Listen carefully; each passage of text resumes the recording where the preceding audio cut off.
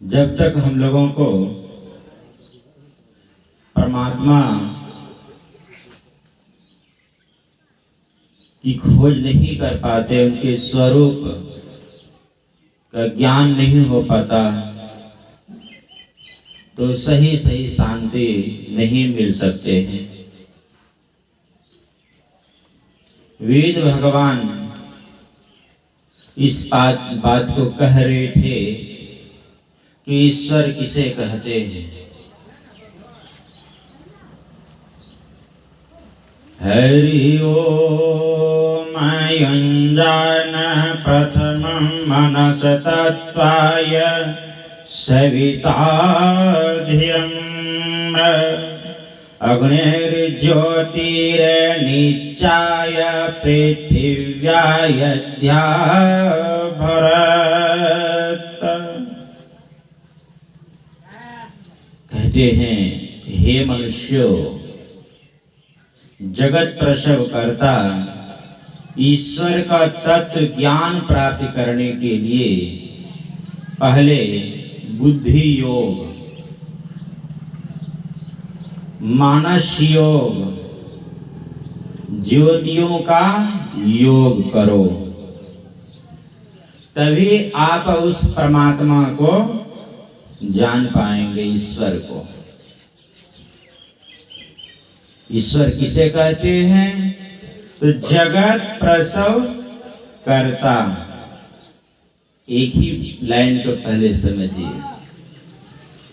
जगत, आप लोग सब पढ़े लिखे हैं, व्याकरण के अनुसार से अगर आप देखेंगे तो जगत का मतलब होता है संसार। जगत प्रसव, प्रसव मतलब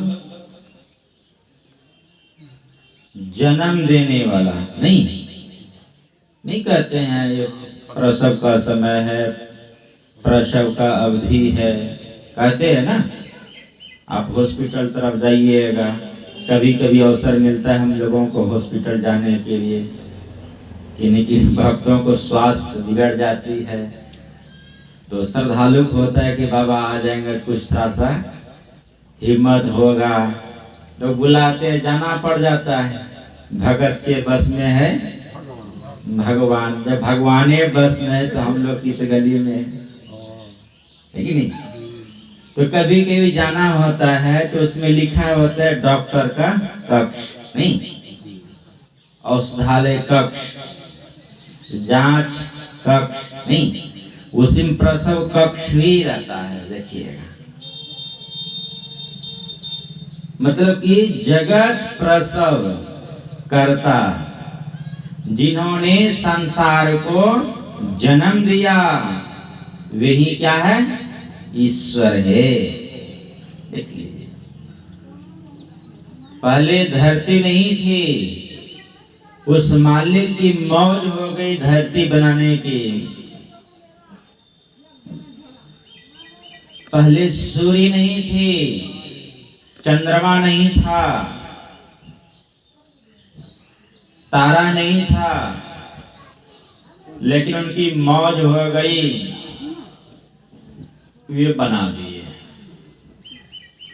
देख लीजिए, जितने सारे ग्रह उपग्रह देख रहे हैं, कुछ भी नहीं था। अभी सुन रहे थे ना हमारे अमन बाबा के मुखारबिंद से, ईश्वर क्या है? तो जो परम तत्व, वेद भगवान में भी आया है तत्व के बारे में, नहीं।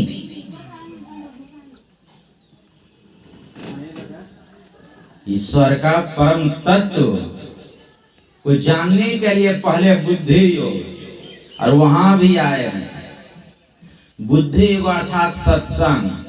सत्संग जब करेंगे तो सत्संग करते करते करते आपकी बुद्धि में सुधार होगी।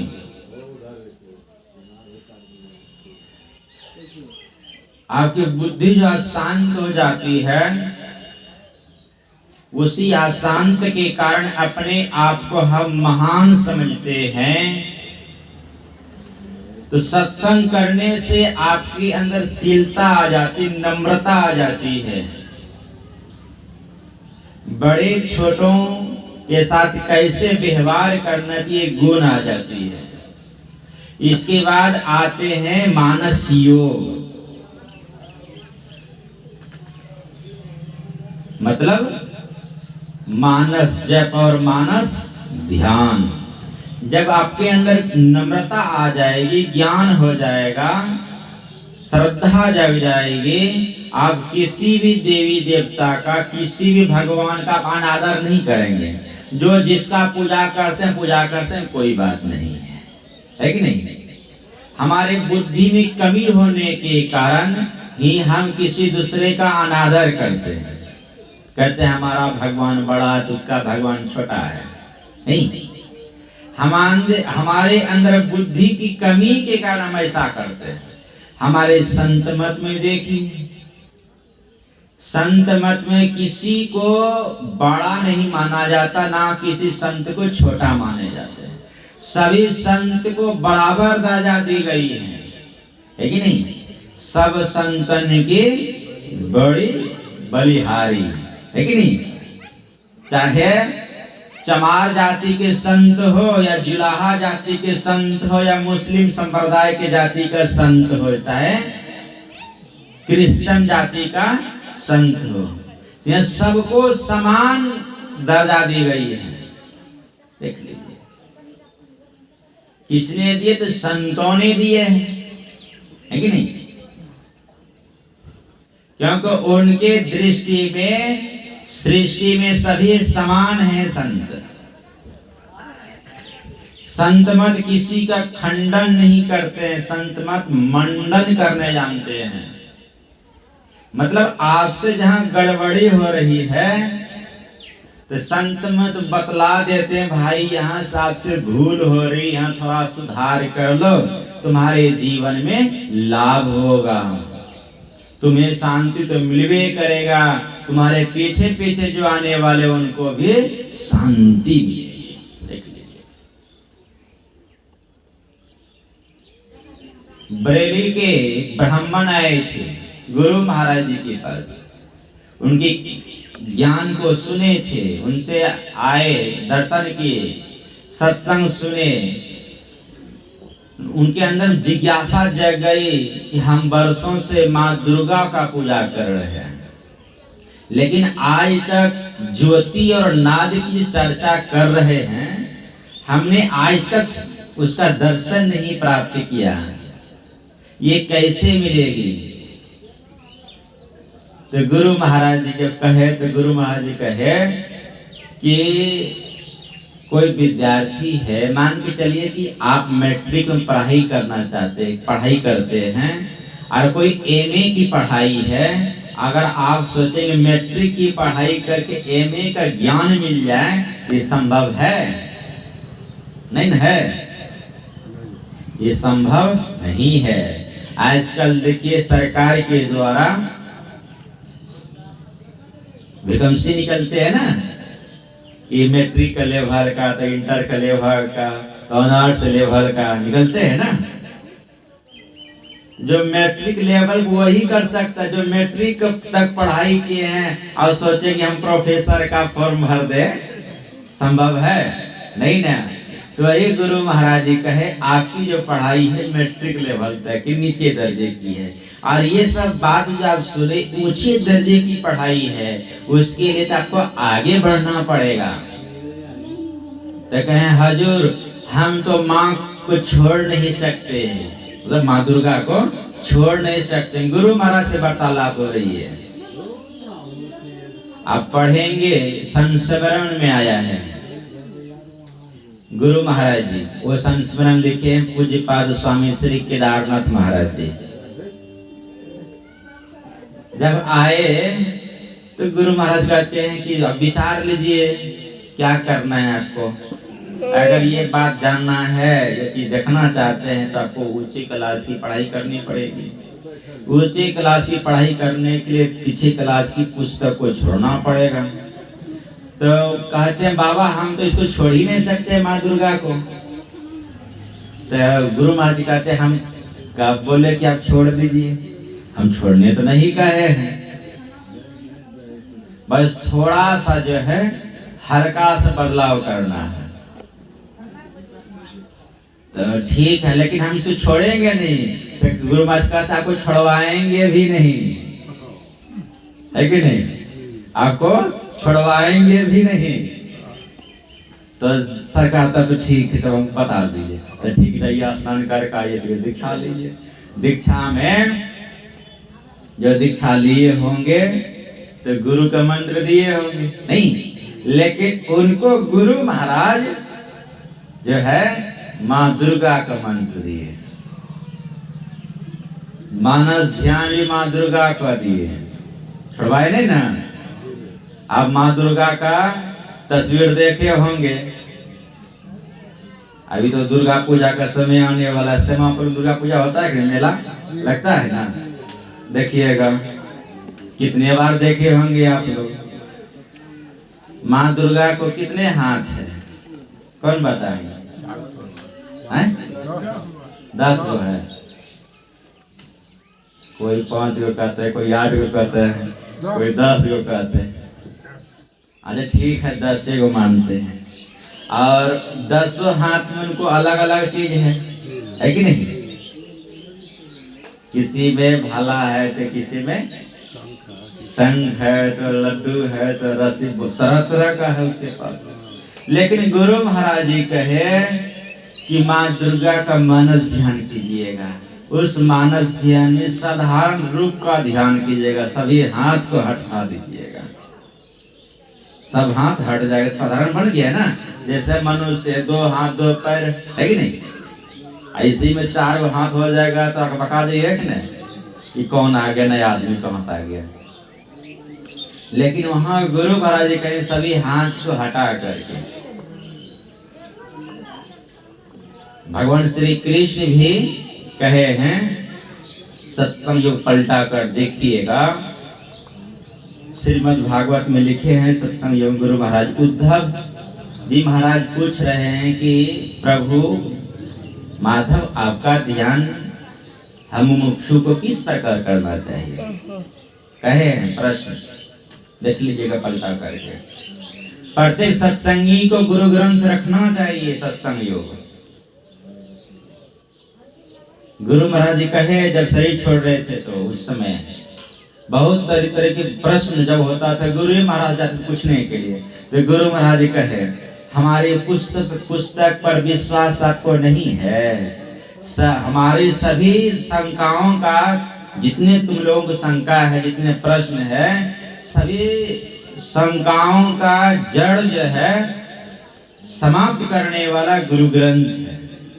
आप गुरु ग्रंथ ये सत्संग योग पढ़ते नहीं हैं और हमसे पूछने के लिए आ जाते हैं। सत्संग योग पढ़िए, उसमें सभी प्रश्न का जवाब दिया गया है, पढ़िए उसको।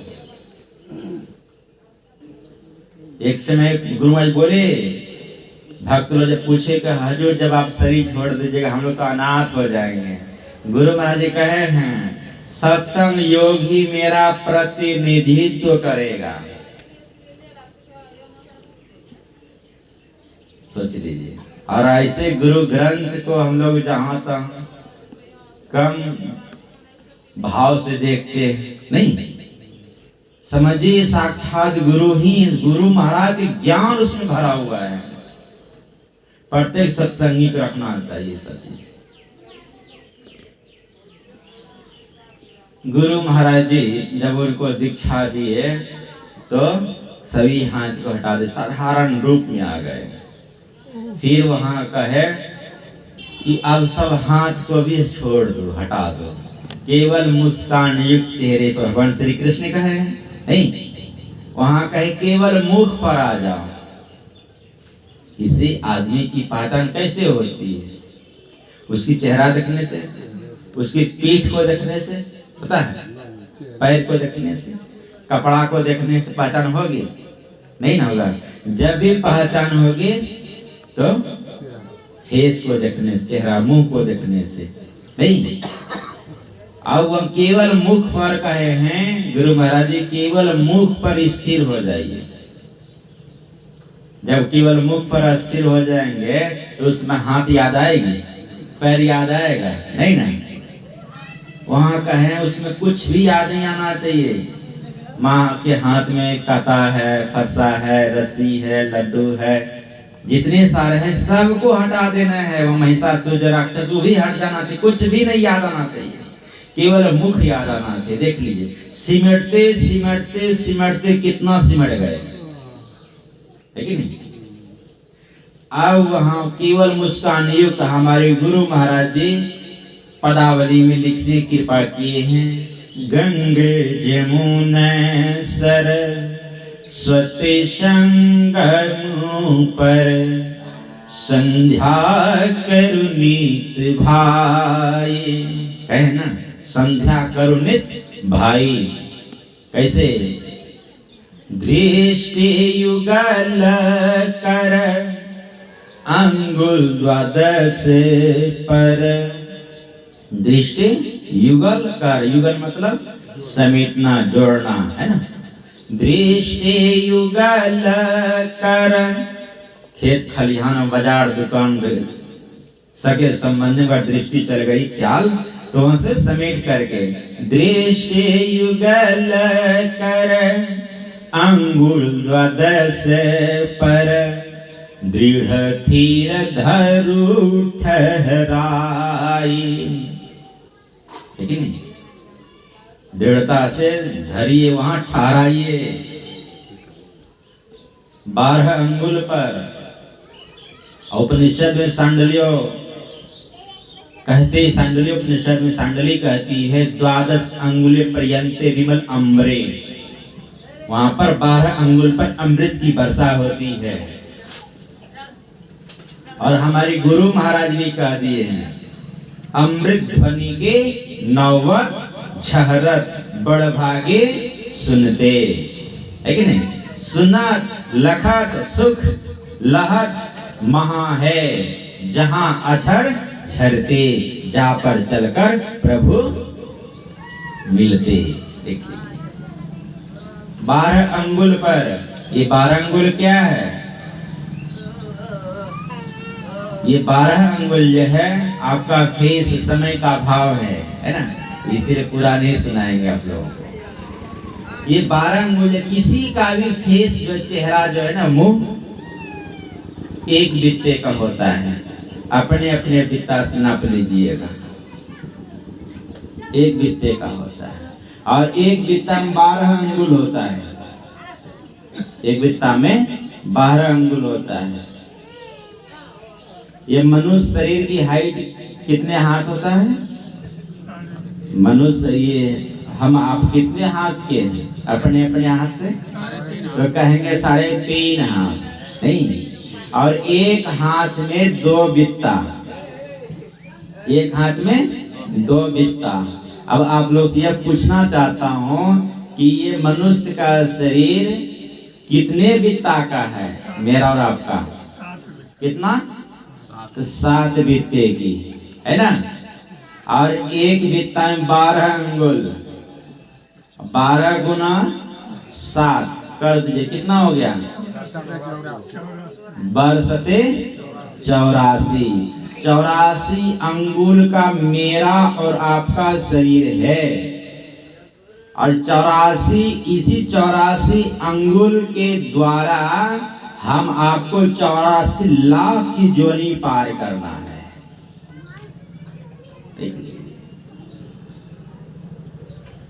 अब वहां गुरु महाराज जी कहते हैं 12 अंगुल पर दृढ़ता के साथ स्थिर हो जाओ।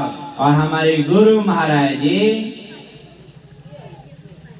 जो आए हुए थे बरेली के ब्राह्मण, जो कि माँ दुर्गा का उपासना करते थे, मंत्र माँ दुर्गा का दिए, मानस ध्यान भी दुर्गा का दिए, लेकिन अब वहां दृष्टि योग करना है। दृष्टि योग में नहीं नाम रहता ना रूप रहता है, वहां तो शून्य ही है। देख लीजिए, इसीलिए संत मत किसी का खंडन नहीं करता है। संत मत मंडन करने जानता है कि भाई आपसे यहाँ गड़बड़ी हो रही है, क्योंकि संतों का ज्ञान है देवता पितर भुइया भवानी, यह मार्ग 84 चलन की, सखी करी ले जतन साईं मिलन की।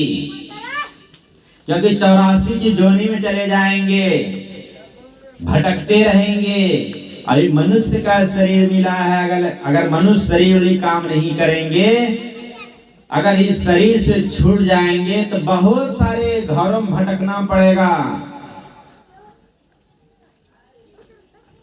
कल सुना रहे थे ना 83,99,999 घर बहुत पड़ा हुआ है, उस सब में दौड़ना पड़ेगा, सब में घूमना पड़ेगा। आपको कितना दुख होगा सोच लीजिए। मनुष्य शरीर को छोड़ाकर और सब शरीर को देखिए, क्या शांति है। अन्य दूसरे शरीर में चले जाए, कितनी बड़ी हानि होगी। हमारे अमन बाबा पाठ कर रहे थे, इह चेद वेदे तत्सत्यमस्ते, न चेदिह वेदे न महति विनष्टिः, भूतेषु भूतेषु विचेत्य धीराः, प्रत्यास्माल लोकादमृता भवन्ति। कहे जो इस जन्म में ब्रह्म को जान लिया तब तो ठीक है, जो इस जन्म में ब्रह्म को नहीं जाना तब तो बहुत बड़ी भारी हानि है। हानि क्या है? क्या घर नहीं मिलेगा? घर भी मिलेगा। संतान नहीं होगा? संतान भी मिलेगा। जमीन जायदाद भी होगी, लेकिन ये मनुष्य का शरीर नहीं मिलेगा। देख लीजिए, मनुष्य का शरीर नहीं मिलेगा। पशु शरीर में चल जाएंगे, कहीं भी रहेंगे, रहने के लिए घर मिल जाएगी, नहीं खाने पीने के लिए घास मिल जाएगी, अनाज मिल जाएंगे, कमी नहीं ना है। उस जोनी में भी आपको बेटा बेटी होगा, वहां भी कमी नहीं है। लेकिन ये मनुष्य का शरीर नहीं मिलेगा। देख लीजिए, यही बहुत बड़ी हानि है। संत लोग कहते हैं कि इससे निकल जाओ। अगर इस जन्म में नहीं निकल पाए साधना करके तो कोई बात नहीं, चिंता करने कोई बात नहीं है। अगले जन्म में होगा, उस जन्म में नहीं हुआ तो और अगले जन्म में। क्योंकि एक बार दीक्षा लेकर जो भजन कर रहे हैं, एक बार जो गुरु से मंत्र लेकर के ध्यान 5 मिनट भी अगर कर लिए तो भक्ति का बीज आपके अंदर चल गया। और भक्ति का बीज आपके अंदर जाने के कारण आपको दूसरे शरीर में नहीं जाना पड़ेगा। जब भी जाएंगे आपको मनुष्य का ही शरीर मिलेगा, दूसरे जोनी में नहीं जाना पड़ेगा। इस जन्म में थोड़ा सा किए, फिर अगले जन्म में थोड़ा सा किए, फिर अगले जन्म में किए थोड़ा सा। इस तरह सत्संग में आने से रंग लगता है, और यही रंग जो है बुद्धि योग करवाता है। मतलब ध्यान भजन पूजा पाठ करने का आपके मन में श्रद्धा को जगाता है। आपका जमीन जो है, हृदय जो है बंजर हो गया। बंजर समझते हैं जमीन? आप लोग किसान हैं, जिस खेत में बंजर हो जाए जमीन, मकई उगेगा? नहीं उगेगा। मटर कोई फसल नहीं। किसान जो खेती कराने क्या करेगा? पहले पानी देगा, नहीं कोड़ेगा, पानी देगा, कोड़ेगा, पानी देगा, समय पर खाद भी देगा, फिर कोड़ेगा, फिर पानी देगा, फिर खाद देगा। इस तरह कोड़ते कोड़ते कोड़ते जो है वो जमीन को उर्वरा बना देता है। नहीं, उस बंजर जो था उस मिट्टी में शक्ति खत्म हो गई थी। अब उसमें मेहनत करते करते उसमें किसान जो उस मिट्टी में ताकत दे दिया। ठीक उसी प्रकार सत्संग जो है क्या करते हैं, वो सुनते सुनते सुनते जो है उसके अंदर धीरे धीरे धीरे जो बंजर जमीन था उर्वरा होने लगता है। मतलब जो कुड़ाई हो रही थी, भजन गाने की इच्छा हो गया, भजन गा रहा है, नहीं भी गाने जानता, ताली बजाने लगा, मतलब कि समझिए कुड़ाई होना शुरू हो गया है।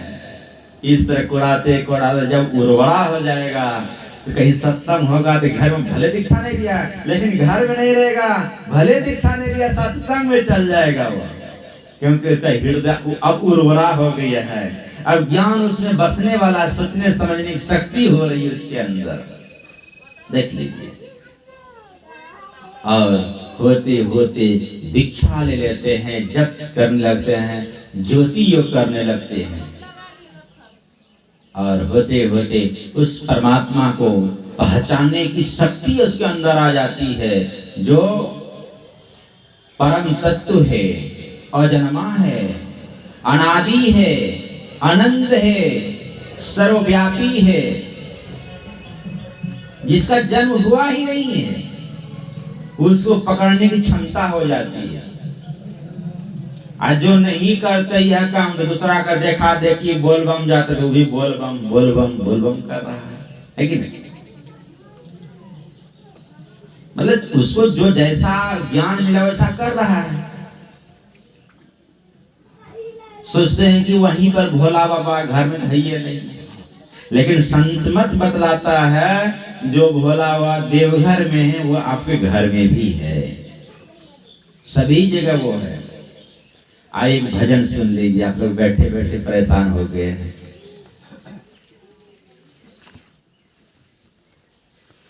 मुस्लिम समाज में एक संत हो गए हैं, संत मौलाना, वे क्या कहते हैं सुनिए।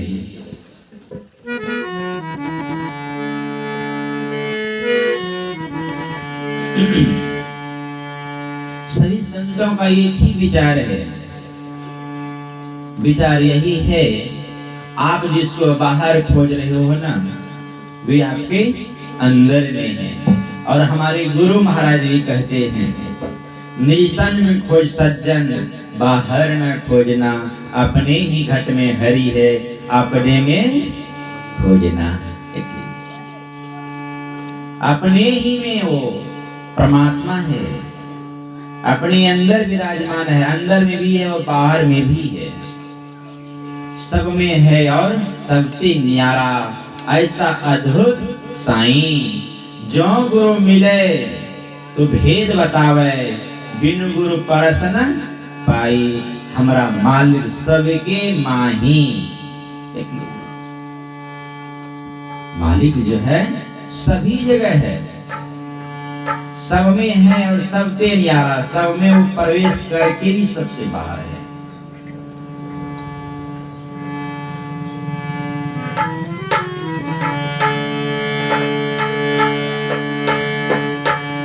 वे तो मिलने के लिए हमेशा तैयार है ही, लेकिन हम ही आप उनसे नहीं मिल पाते हैं। इसलिए आइए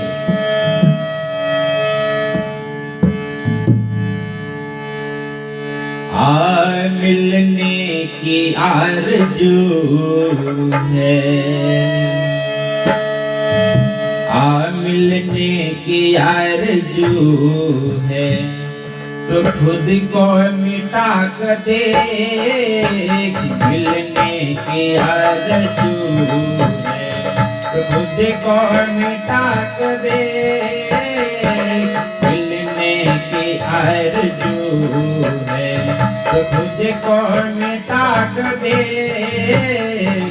पर्दा नसीब नगर है, वो पर्दा नसीब नगर है, तो परदेस आग दे, मिलने की आरज़ू है, और मिलने की आरज़ू है, तो खुद को मिटा कर दे, पर्दा नसीब नगर है, वो पर्दा नसीब नगर है, तो परदेस आग दे, पर्दा नसीब नगर है, तो परदेस आग दे, पर्दा नसीब नगर है, तो परदेस आग दे, मिलने की आरज़ू है, तो खुद को मिटा दे। अगर उनसे मिलना है, सभी कुछ भुला करके उनको देखिए, जरूर मिलेंगे वे। जिसको तू ढूंढता है मिलेगा तुझे वही, जिसको तू ढूंढता है मिलेगा तुझे यही।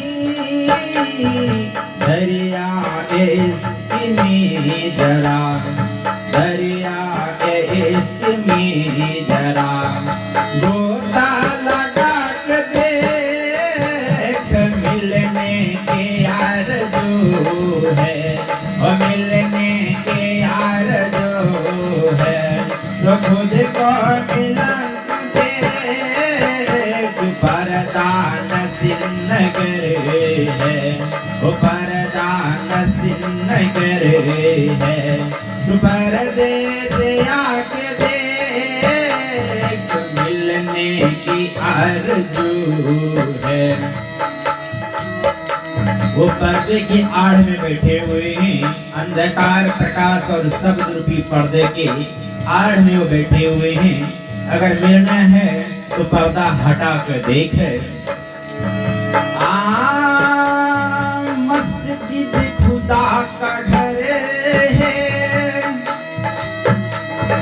मस्जिद खुदा का घर है, कहते हैं शेख जी,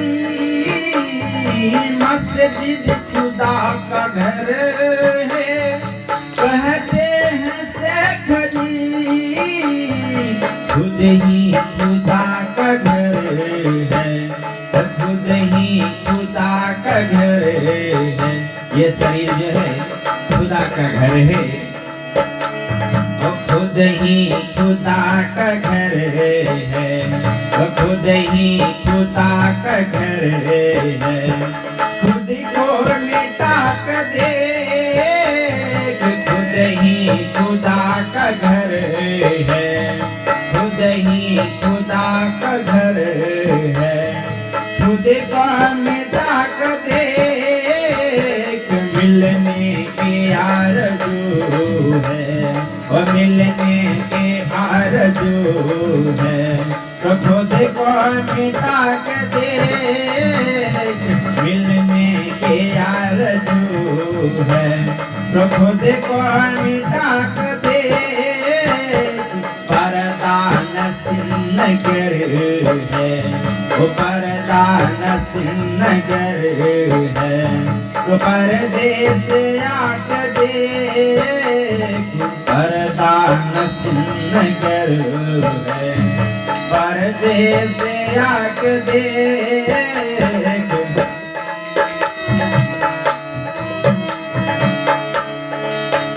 आमुल्ला की बांग सुनते हो, खामोश है इमाम, मुल्ला की बांग सुनते हो, खामोश है इमाम। बांगे इलाही हो रही, बांगे इलाही हो रही, गोसे में आके देख, मिलने की आरज़ू है, और मिलने की आरज़ू है, तो खुद को मिटा कर देख, मिलने की आरज़ू है, और मिलने की आरज़ू है, तो खुद को मिटा कर देख। पर्दा नसीब नगर है, वो पर्दा नसीब नगर है, तो पर्दे से आके देख, मिलने की आरज़ू है, वो मिलने की आरज़ू है, तो खुद को मिटा कर देख। पर्दा नसीब नगर है, वो पर्दा नसीब नगर है, तो पर्दे से आके देख, पर्दा नसीब नगर है, तो पर्दे से आके देख, मिलने की आरज़ू है, वो मिलने की आरज़ू है।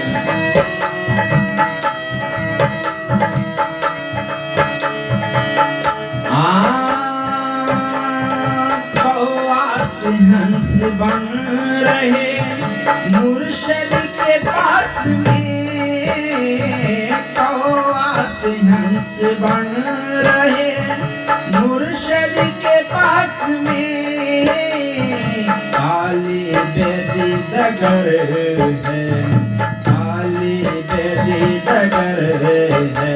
तो सहजद में आँख देख काली बेदी डगर है, तो सहजद में आँख देख मिलने की आरज़ू है, वो मिलने की आरज़ू है।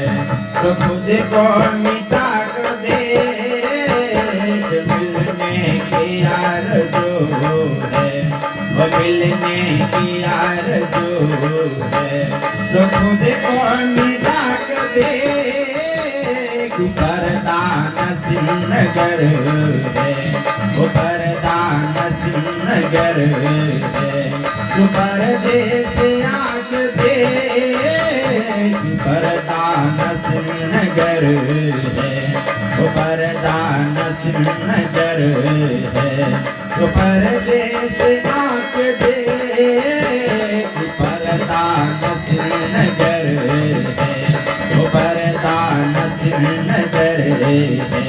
तो परदेस आँख देख मिलने की आरज़ू है, वो मिलने की आरज़ू है। तो परदेस आँख देख परदान सिंहनगर है, वो परदान सिंहनगर है।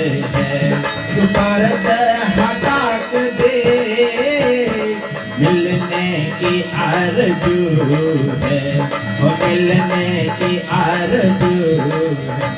तो खुद को मिटा के देख मिलने की आरज़ू है। कहते हैं मिलने को हमेशा तैयार है, लेकिन अगर उनसे मिलना है तो पर्दा तो हटाना ही पड़ेगा।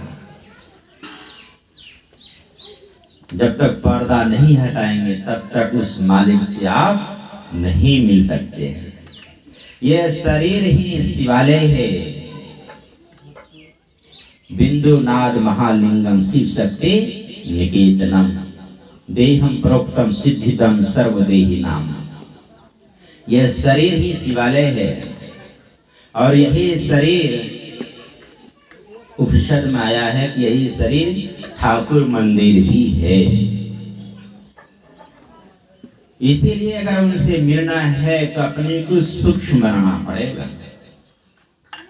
सूक्ष्म बनाते बनाते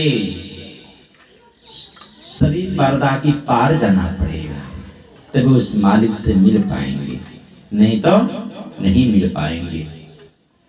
और चिंता करने की बात नहीं है कि भाई सत्संग करेंगे, ध्यान बाबा जी कहते हैं करने के लिए, घर का कामकाज बहुत है, तो घर का कामकाज ही कैसे होगा जो अगर ध्यान करेंगे तो।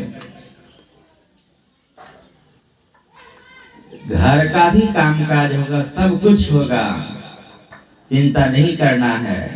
तो संत मत के मूल साधना है बिंदु ध्यान विधि, नाद ध्यान विधि। जो बिंदु ध्यान करेंगे, दृष्टि योग करेंगे, मानिए कि वो लक्ष्मी और पार्वती का पूजा कर रहे हैं। अगर लक्ष्मी माँ खुश हो जाएगी तो क्या देगी आपको? धन दौलत रुपया पैसा बेटा बेटा यही देंगे। आप इसी चीज के लिए जा रहे हैं ना, गाछ में पानी डालते हैं, धागा लपेटते हैं, इसीलिए ना। लेकिन आपको कलेजे में बात नहीं धस रही है कि गुरु जो है ब्रह्मा रूप है, गुरु जो है विष्णु का रूप है, गुरु जो शिव का रूप है। ये बात कलेजा में जिस दिन धस जाएगी उस दिन जाएंगे। जो बिंदु उपासना करते हैं, दृष्टि योग करते हैं, वो विष्णु और लक्ष्मी की उपासना करते हैं। उनको खाने पीने का, धन दौलत रुपये पैसे का कमी नहीं होगी। इसलिए वो भी आएगा और उससे आगे का भी आप काम करते रहिए, आपको किसी चीज की कमी नहीं होगी। कहने को बहुत सारी बातें हैं। समय शायद 9 बजने को होगा, इसलिए अब आगे नहीं, सेकेंड टाइम का सत्संग जो है बैठे हुए हैं हमारे दीनानाथ बाबू ने, हमारे दीनानाथ बाबू बैठे हुए। माता जी सत्संग का जो है समय जो लिमिट होता है ना, इसलिए विशेष आगे बढ़ना उचित नहीं समझते हैं। इसलिए हम लोगों को चाहिए कि जो है हमेशा प्रत्येक स्थिति में